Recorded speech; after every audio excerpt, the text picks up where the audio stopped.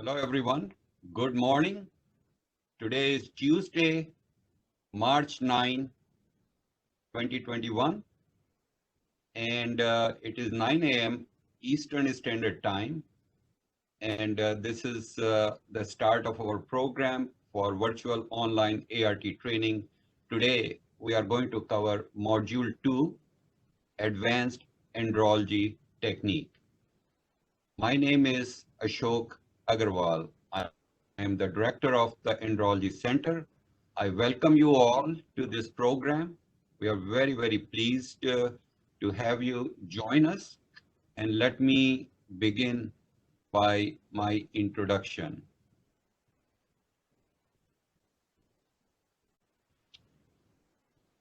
Okay, so I'm going to be your host for the next 2.5 hours. So let us begin. This is a brief biography about myself, and without taking too much time, I'm in charge of the Andrology Center here at the Cleveland Clinic and have been there for many years. I'm also the director of the American Center for Reproductive Medicine. I staff in the Department of Urology. We are very proud as a group. Our program is recognized as #1 in terms of the number of publications, the quality of publication, and the reach of our publications in the field of male infertility, andrology, and human-assisted reproduction. We have a very large number of medical textbooks that have been published, and we are very proud that very large number of clinicians, researchers, students have received training in our program from more than 100 countries over the last several years. I want to declare that the organizers and speakers of this program have no conflict of interest. We have not contacted any companies or outside entities for sponsorship. The program that we offer is entirely made possible by support from our center. Webcasting is supported by David Reichling and David Wolfley from the Information Technology Division of the Cleveland Clinic. Thank you to both of them. Further, the course faculty have donated their time for this online training. The program coordinators have volunteered their time for this training course. The names, images, and description of certain products or instruments shown or discussed during our presentations are being used routinely in our Andrology Center. These items are not endorsed by the speakers. Now, let's talk about what we are going to be doing today. So today we are going to be teaching and training you in advanced andrology techniques. And the techniques that we are going to cover, we are going to start by discussing what is advanced sperm function test. Then we are going to go to the most important test, which is currently being employed, is called sperm DNA fragmentation test. We'll also cover test for oxidative stress as oxidation reduction potential test. Then we are going to talk about the lab developed test for sperm DNA fragmentation, and then cover the clinical relevance of sperm DNA fragmentation in human assisted reproduction.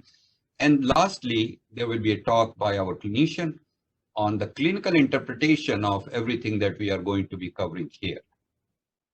So these are again the topics from starting in a clockwise manner: a laboratory evaluation, clinical relevance, evaluation of SDF, and lastly clinical interpretation of laboratory tests, laboratory results that you will receive, and how to make sense of it. And this is the program in a on the left side, and our speakers for the day here.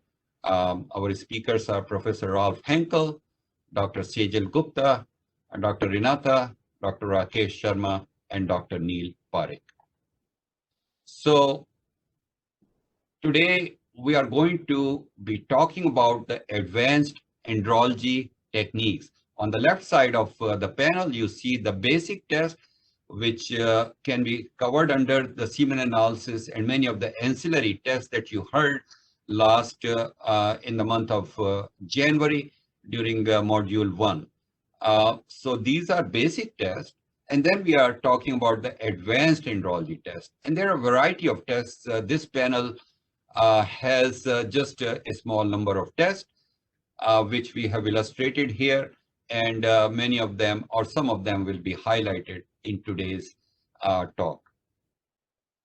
So why we chose the test for oxidative stress?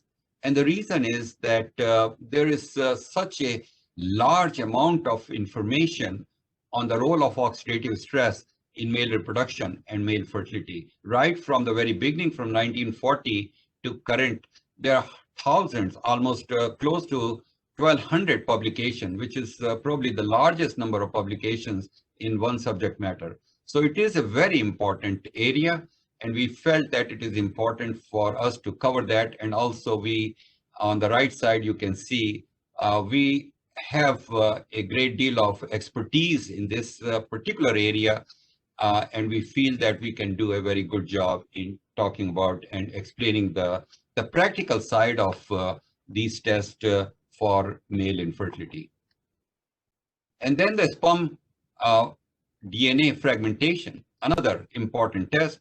So if you look at the left side, again, this is a very hot area with very large number of publications, both original publication reviews and meta-analysis.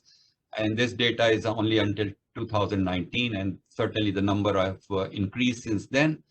And on the right side, again, we have at the Cleveland Clinic a great deal of expertise in this area, not only from a research point of view, but also from a clinical point of view. We have developed techniques, we have standardized those techniques for sperm DNA fragmentation testing, and we felt that we can share these things with a great deal of expertise and confidence. Dr. Gupta is, as a brief introduction, is the technical supervisor of our Andrology Center and Reproductive Tissue Bank since many years. She has a number of fellowships in reproductive medicine, which was from WHO, and then followed by a research fellowship. She has earned numerous awards, as you can see here. And she also has done her master's in embryology from the Jones Institute. She has published a large number of articles. Today she is going to speak on, let's have the next slide. So her presentation today is going to be about the clinical relevance of oxidative stress in male infertility. And she's going to build upon the presentation that Dr. Sharma gave, which covered the laboratory aspects. She's going to talk and relate this laboratory findings into what is the clinical meaning of oxidative stress in male infertility. So Dr. Gupta, Sajal, you can take it from here. Well, thank you so much, Dr. Agarwal. And the topic has been described by Dr. Agarwal. So basically looking at clinical impact of oxidative stress in infertility. The learning objectives of my presentation are: seminal oxidative stress impacts semen quality and leads to infertility. So the first objective is to learn about the use of oxidative stress markers, both as a diagnostic and prognostic tool in male infertility. Secondly, look at oxidative stress and what is the impact on natural conception or natural fertility.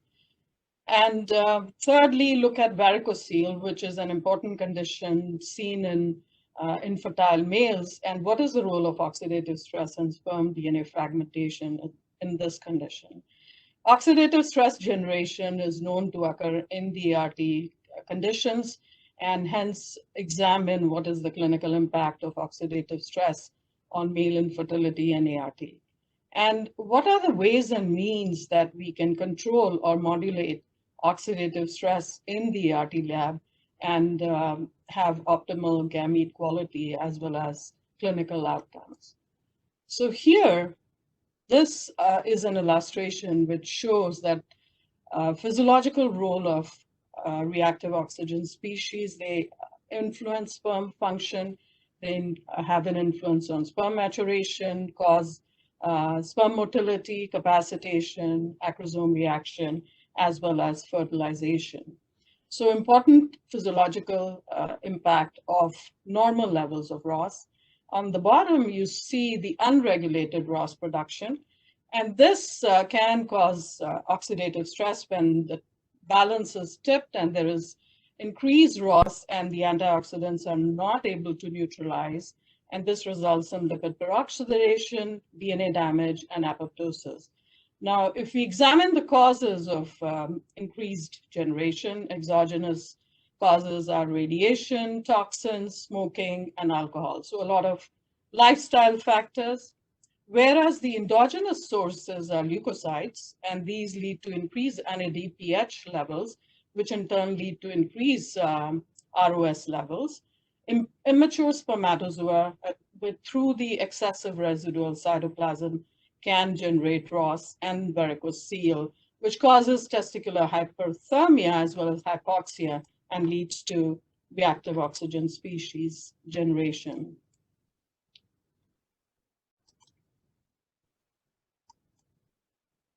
So here I want to present a study which examined and investigated the correlation of two markers, the ROS and ORP, and whether these were commensurate in their assessment of oxidative stress in male infertile patients as well as normal subjects.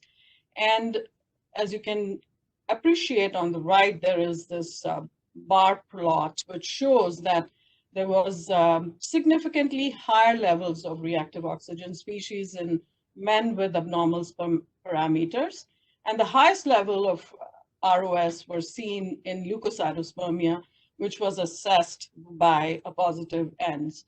And there was significant positive correlation between observations for ROS and the ORP levels, as seen by the p-value shown here.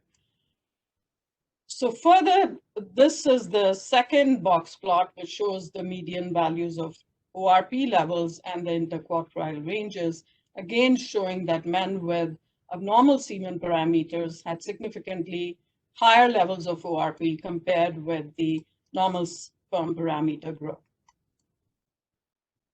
So this is a second study that I want to present here, looking at investigating the oxidative stress markers and the semen parameters. What is the relationship? The oxidative stress marker examined here was the 8-hydroxydeoxyguanosine, and there were men who were normal subjects, as well as different abnormalities of the sperm parameters, which were categorized as shown here.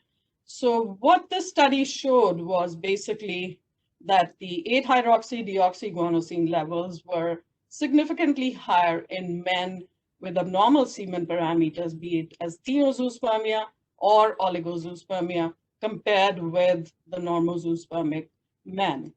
And overall, the study showed that there were higher median values of 8-hydroxydeoxyguanosine in the samples which had abnormal semen parameters compared with the men who had normal semen parameters. And also the study, the significant finding was there was a negative correlation between the 8-hydroxy, so an inverse relationship between 8-hydroxydeoxyguanosine and the sperm concentration in this group of patients. So varicocele is an important condition. In general population seen in about 15% of men. In infertile men, it is higher, about 35 to 40%. So this study was from our group, and we looked at the marker, the ROS levels in male infertile patients compared with the controls, which were healthy men. And what were the significant findings is that there were higher ROS levels that were seen in all patient groups compared with the controls. But the highest levels of ROS were reported in the, if you focus your attention on the graph on the right side, the highest levels were seen in the varicocele associated infection group, and this was highly significant. The last finding was that there were high ROS levels also seen in men with oligozoospermic samples. So another study which examined the role of oxidative stress in varicocele was looking at varicocele patients within two groups, normal semen parameters versus abnormal semen parameters. And the ROS levels were high in both groups of varicocele patients, one with normal semen parameters and abnormal semen parameters compared with the controls. Looking at the second image, which is at the bottom, if you see, they also looked at the percent DFI levels by the SCSA and the tunnel test. And both showed that the percent DFI and the percent tunnel positivity was significantly higher in the varicocele group, whether they had normal semen parameters or abnormal semen parameters. And so here, going further, this study examined what was the effect or impact of seminal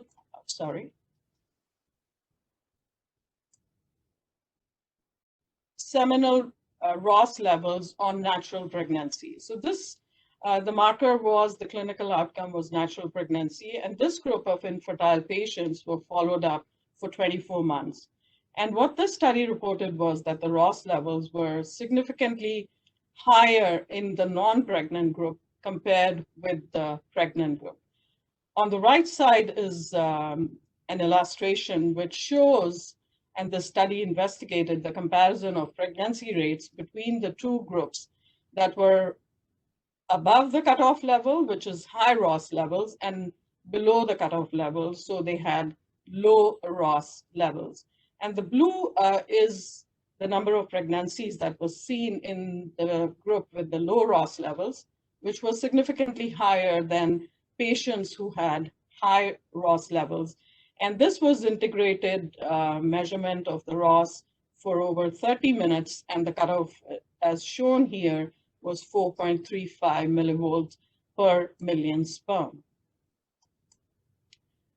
So this presentation, I want to also emphasize that ROS is generated in ART conditions, in the culture conditions, and there are several factors which can lead to ROS generation. So if you examine over here and focus your attention, any change in the pH and temperature, if there are shifts, the oxygen concentration, as well as the culture media, can lead to generation of ROS and impact the gametes and the developing embryo.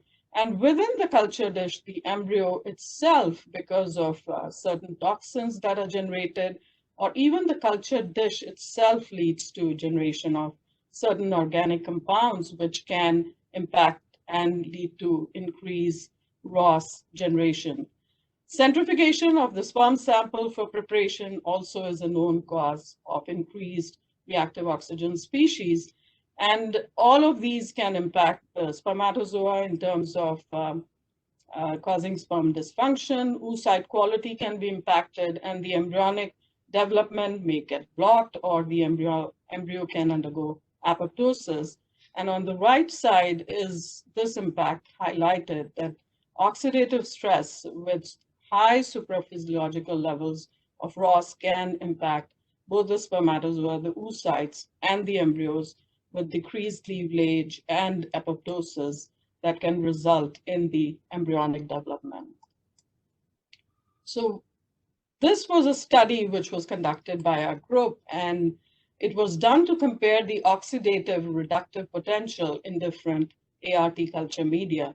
So we looked at two of the sperm wash media, as well as other media that are used for oocyte culture, as well as for embryonic culture. So if you shift your attention to the graph, which is on the right side, what one can appreciate here is that the SAGE one-step medium, which is um, used for embryonic culture, had the lowest ORP levels, significantly lower than if you look at these two, which are the sperm washing media from different you know, vendors that had the highest levels of ROS. So taking this process forward, our group with a collaborator also then went on to examine what are the ORP levels in the follicular fluid and the culture media that is used for oocyte culture after collection. So the study design was to examine the follicular fluid, and this was examined both in oocyte donors as well as infertile patients, and IVF media, which was a wash, and a oocyte culture media. So looking at the graph on the right side, it's shown that the follicular media had 86 millivolts of ORP levels, and these were much lower than the global total media, and this was significant. So this, helps us to think that maybe the oxidative stress levels within the culture media need to be modulated to lower levels. And further, the study also found that infertile patients had much higher ORP levels compared with the oocyte donors. And within the different two media that were examined, the culture media had lower ORP levels compared with the wash media. So the conclusion of the study was that follicular fluid ORP levels are significantly higher in infertile patients versus oocyte donors, and some amount of modulation of the ORP in the culture is needed to adjust and increase the success rates of IVF. So taking this further, our group with a collaborator also designed a study. The goal and the objective of the study was to look at the impact of supraphysiological levels of ORP in human embryonic culture media and how it affects the blastocyst development in IVF. So the design of the study was to 104 patients were recruited. These were women less than 37 years who were undergoing IVF cycles. And they were, this was a prospective cohort study, and there were two groups, each had 52 patients. So in the one group, which is at the top, the embryonic culture media, the ORP was adjusted with the addition of certain cocktail of antioxidants, and the outcome looked at was blastocyst development rate, whereas the bottom is the group where there was no adjustment of the embryonic culture media. So let's look at the results.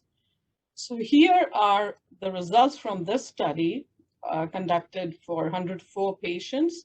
And the first figure shows the blastocyst formation of embryos that were cultured. And these are the embryos that were cultured in the media with the adjusted ORP versus media not adjusted. So there's a BDR rate was significantly higher in the ones which had the adjusted ORP in the culture media. The second clinical outcome that was examined was the ongoing pregnancy rate from embryos that were cultured in adjusted versus the non-adjusted. Again, significantly higher where there was an adjustment done. So how was this adjustment achieved? The figure on the right, you can appreciate the blue line shows the ORP without the antioxidants. So this was a cumulative measurement of ORP in the culture and the culture media for the blastocysts. And the green is where the ORP adjustment was done with every 12 hours, there was supplementation of the antioxidants. So this is how these results were achieved, because just single addition of the antioxidant did not have a persistent ORP level, which was kept around 90 millivolts. So the goal was to keep the ORP around 90 millivolts, and this was achieved by adding the antioxidants every 12 hours and achieving the successful outcomes. So further, effects of seminal ROS have been examined by a study on embryonic development after ICSI. And the seminal ROS levels were significantly lower. If you look at the box plot on the right side, in the poor quality embryos, the levels were significantly higher compared with the good quality blastocyst group. And the second important finding of the study was that the cutoff levels of ROS for good cleavage embryo were 6,601 versus good quality blastocysts 2. So achieving a good quality blastocyst requires even lower levels of ROS in the semen sample, and that was one of the conclusions of the study. Lastly, I would like to present this study, which is from 50 patients who underwent ICSI, and a receiver operating characteristic curve was generated for the ORP levels measured in the semen sample. So here, this is the ROC analysis that was done, and the findings were the cutoff that was generated from this ROC analysis was a cutoff of 0.37 for the ORP levels, and the area under the curve is pretty, predictive. It is 0.6. It's not the best, but it does have some predictive value for predicting pregnancy in this group of patients. I just want to highlight that this cutoff is much lower than the 1.34, which is used in the semen samples, because within the ART settings, there are multiple factors that can affect the embryonic development and pregnancy rates. And these include the oocyte quality, as well as the ART culture conditions, and of course, the seminal ROS levels. So overall, the take-home message from this presentation is, as shown by several of the studies, oxidative stress is an important factor in male infertility, idiopathic infertility, as well as the disease condition of varicocele. And oxidative stress markers can be used as a diagnostic and prognostic tool for male infertility assessment and management.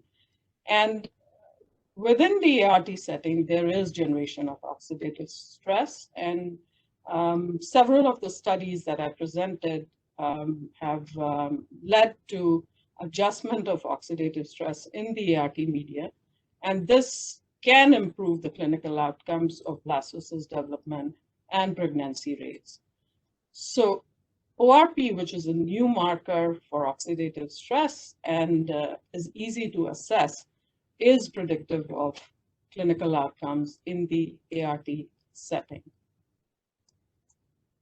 Well, I thank you for your attention, and this is our group in front of our center, and thanks very much. Lastly, you can connect with our center by sending a request, searching my name and Cleveland Clinic.